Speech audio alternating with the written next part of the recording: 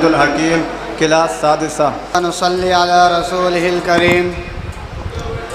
अम्मा बाद फ़अऊज़ु बिल्लाहि मिनश शैतानिर रजीम। बिस्मिल्लाहिर रहमानिर रहीम। क़ाल अल्लाहु तबारक व तआला फ़िल क़ुरआनिल मजीद वल फ़ुरक़ानिल हमीद। वल्लज़ीना युहाद्दूना अल्लाह व रसूलहु उलाइका फ़िल अज़ल्लीन।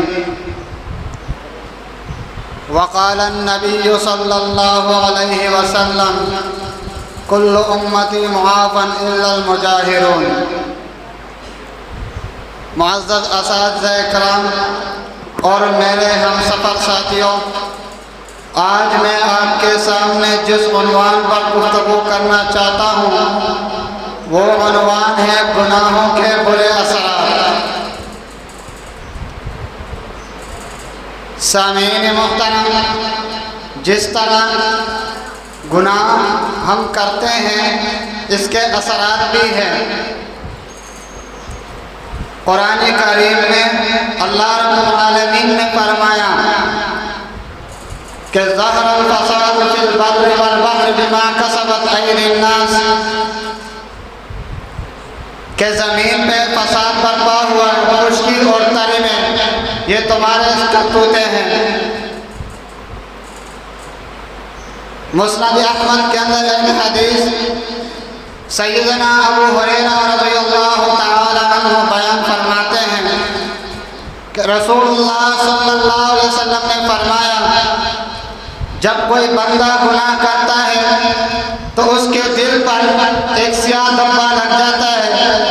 अगर वो उस गुनाह से तौबा कर ले तो वो स्याह धब्बा धुल जाता है और दिल उसका चमक उठता है। लेकिन अगर वो तौबा नहीं करता और गुनाह पे गुनाह करता चला जाता है, एक वक्त ऐसा आता है कि उसका दिल बिल्कुल स्याह हो जाता है और उस पर नसीहत बिल्कुल असर नहीं करती। इसी तरह गुनाहों के नुकसानात में से दूसरा नुकसान वो ये है कि हम गुनाह करते हैं तो उसकी वजह से हमारे दिल के अंदर से इल्म उठ जाता है, क्योंकि इल्म नूर है और गुनाह अंधेरा है। लिहाजा अंधेरा और नूर दोनों एक साथ जमा नहीं हो सकते। इसी तरह तीसरा असर गुनाह का वो है कसरत ज़लज़ले का आना। हम गुनाह करते हैं, ज़मीन में फसाद बर्पा करते हैं, जिसकी वजह से कसरत ज़लज़ले आते हैं।